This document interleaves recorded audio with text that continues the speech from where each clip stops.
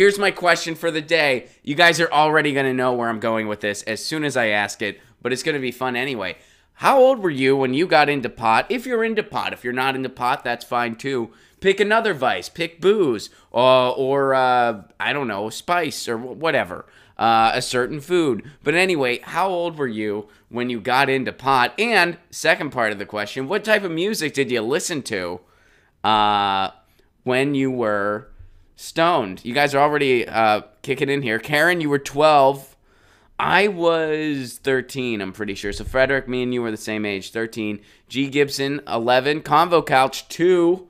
Right on. Tim, 13. Chris, 17. Bob Dot, 1. Can anyone beat Bob Dot? Did anyone just, pop out of the womb going, I want to get high? Jared was 10 and used to listen to Rush. So I tried pot when I was, I think I was in 8th grade, I think it was 7th grade. So it was like either 12 or 13. But I didn't like it until college. I didn't enjoy it when I first tried it. In high school, I didn't like it. It made me, and part of it was probably because I was getting really, really weak shit.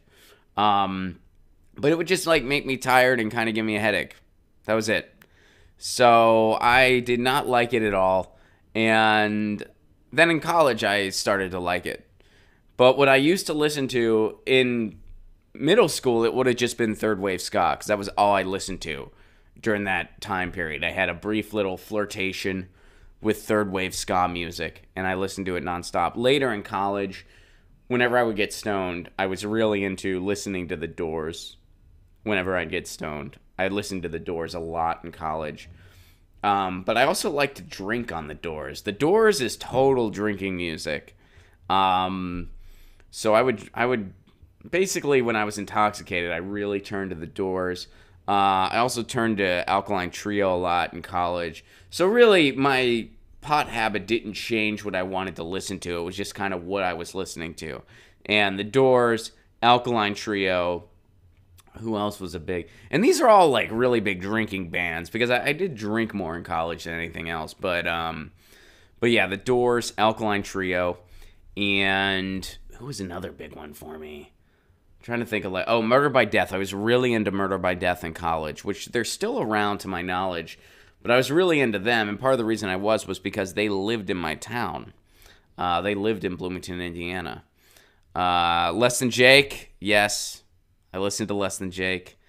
Remember using album covers to clean seeds, says Inside Agitators. I've never done that.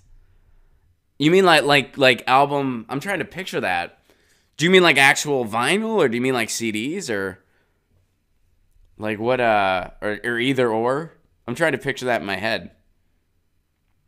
Tim's first acid trip had Pink Floyd as the soundtrack, which we talked about. We talked about Roger Waters earlier this week. That was something we did. That was a fun time. So no one can beat 1. I guess 1 is the youngest. So congratulations to Bob. Good job, Bob. At 1 year old. Herman asked me, do I like rap? Yes, I do. I like Afrika Bambaataa and Last Poets. And then some of the newer stuff I like. I'm really into a guy named Jasari X.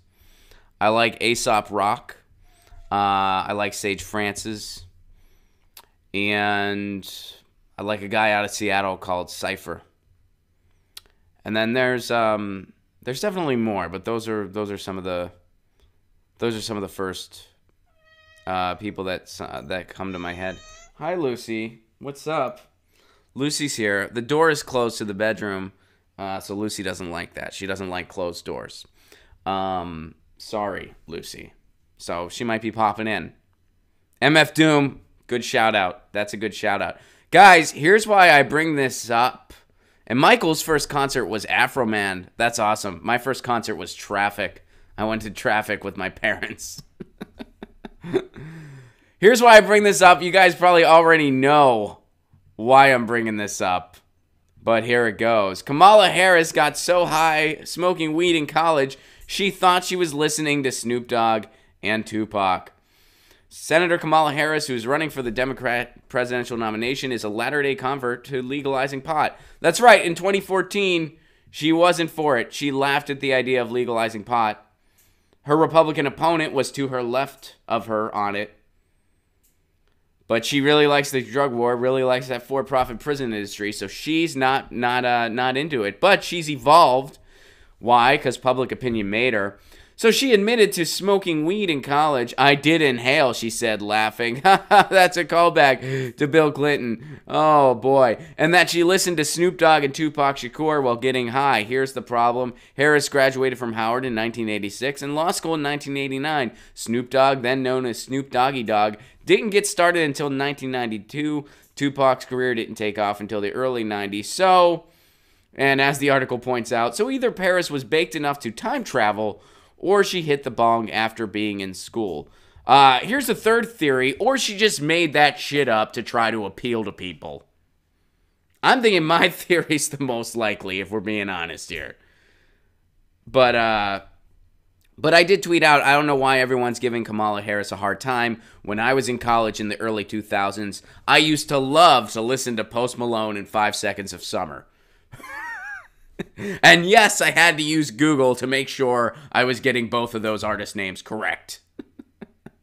Kamala Harris, trying to sway public opinion, or trying to win over public opinion, trying to evolve with public opinion. Maybe she smoked pot, maybe she didn't, I don't know. But yeah, either she smoked pot after college and didn't want to say that, or she's just kind of making the whole shit up, the whole thing up. Or she just smoked pot in college and was like, well, I can say that and sound cool. And she didn't know what was on the stereo, nor did she pay attention to it. So she just pulled out names that she thought people would think, oh, that's cool. She's relatable. Just like Bill Clinton, who didn't inhale, was relatable with that saxophone. Just like Hillary Clinton was relatable, never. Just like... So there goes Kamala Harris with her... And you know what? I think it was who pointed it out on Twitter. Somebody pointed it out on Twitter, and I want to give credit where credit is due. Nico House. There we go.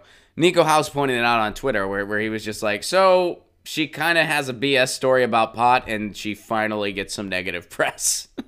Like, that's what it took. It doesn't matter that she's awful on most of the issues, that she's already backpedaled on Medicare for all, that she loves prison labor, that she loves throwing people in jail, that up until recently she was to the right of her Republican opponents on pot. None of that got her bad press. The fact that she did nothing for single payer in her state. Meanwhile, on a national scale, when the cameras are on, she would say she was for Medicare for all. None of that. But she has a bullshit story about pot, and people are finally like, maybe she's not a great candidate. But did you see some of that merchandise? Did you see it? Did you see the merchandise? That's the most important question. Get your news on with Ron. Don't you want to know what's going on? We're getting our news on today. Get your news on with Ron. Don't you want to know what's going on? We're getting our news on today.